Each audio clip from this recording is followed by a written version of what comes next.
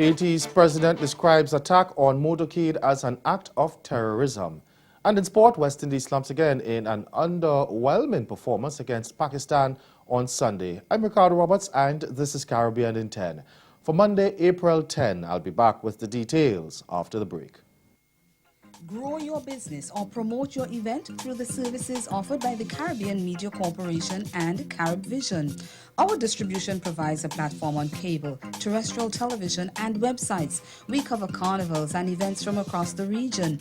We can bring your event live and alive to the world. For music makers, program producers, businesses, we can expand your reach to in excess of 2 million households daily.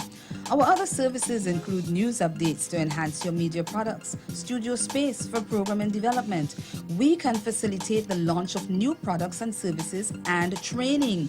Contact us and we will help you unleash your creative ability, develop products and services, and provide the medium to watch them grow. Contact Loretta Skeet at cmccaribbean.com or call her 1-246-467-1044 or 1-246-253-3889. Call and book your carnival or event today. This month on Caribbean Passport, join Olympic athlete Andrew Lewis as the countdown to Barbados Crop Over begins. Get front row seats to the first Citizen Sports Foundation Awards. We also celebrate 100 years of the apparition of Our Lady of Fatima and hear from Archbishop Joseph Harris. Let's get updated on the tourism industry. All this and more on this station.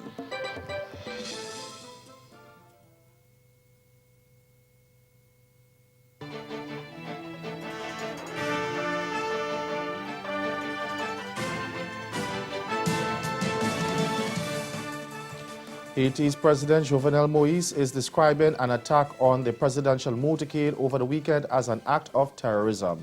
The motorcade was returning from the Ebonite Department as preparations continue for the launch of the so-called Caravan of Change scheduled for May 1.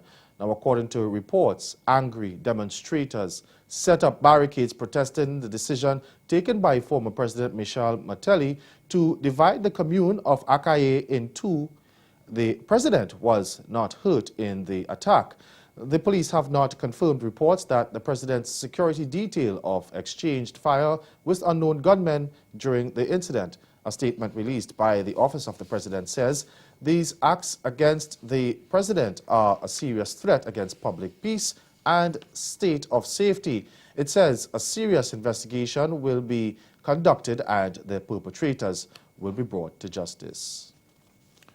Now, 6 people were shot and killed in Jamaica over the weekend as authorities continue to grapple with the ways to stem the level of crime in Western Jamaica.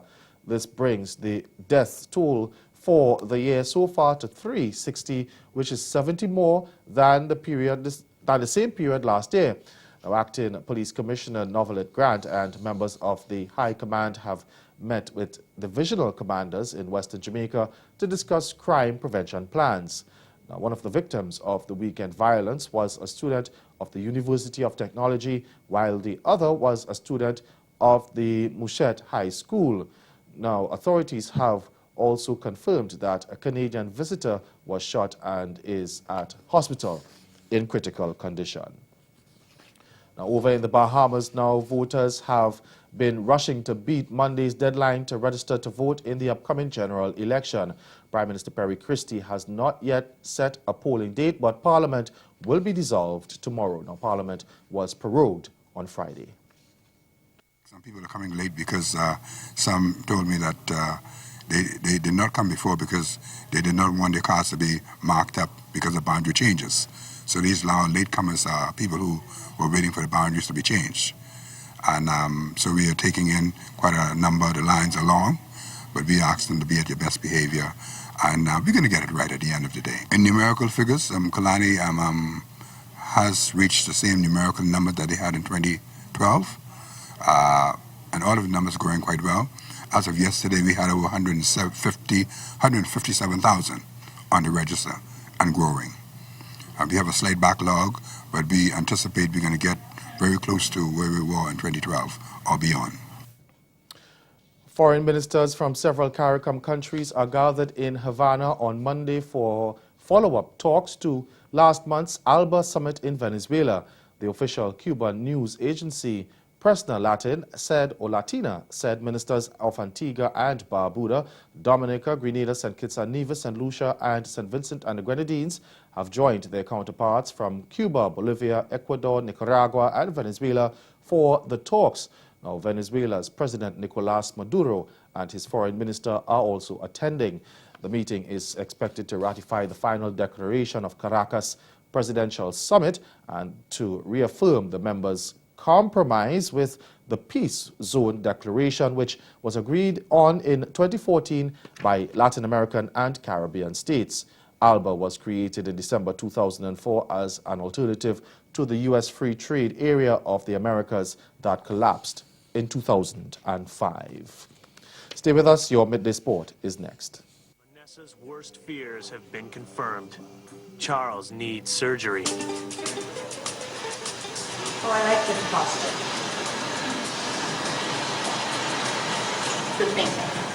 Charles knows something's up, but not that he's in danger. Yeah, I have to talk to Kay and see what she says. So he's still on the antibiotics, right? Or...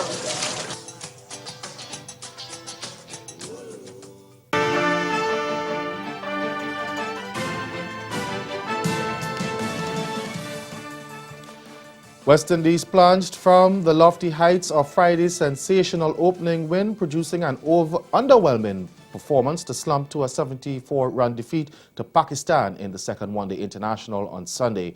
Now set 283 to win and wrap up the series victory over Pakistan for the first time in nearly 30 years.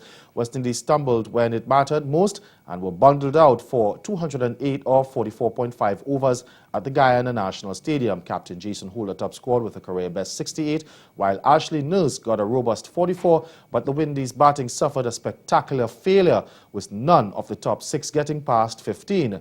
Pisa Hassan Ali was outstanding, claiming 5 for 38, while off-spinner Mohammad Hafiz picked up 2 for 23, as the euphoria from the successful record run chase 3 days ago all but dissipated.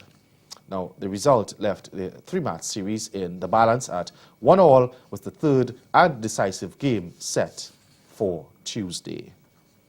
Now, after the match, assistant head coach Toby Radford said West Indies needed to stick to the game plan they used against Pakistan in the first ODI.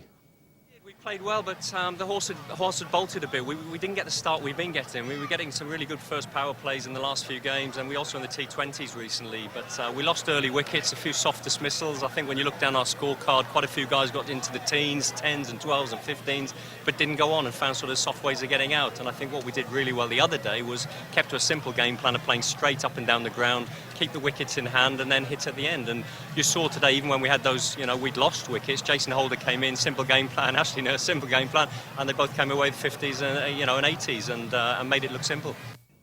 Now, looking ahead to Tuesday's decider, Radford is hoping for a strong finish. Everyone's got to be up for that. We were up for it today and probably disappointed. We wanted to finish the series today, but that's not to be. We come back very strong on Tuesday. It's a huge game for us. We want to win a series against them. We obviously had a great performance 2 days ago, and we want to do that again. And we believe we can do it. We've got the quality here to do it, but we've got to really dig deep, come back and firing on all cylinders. That's Caribbean in 10. Join us again at 6:30 for Caribbean Newsline. Good afternoon.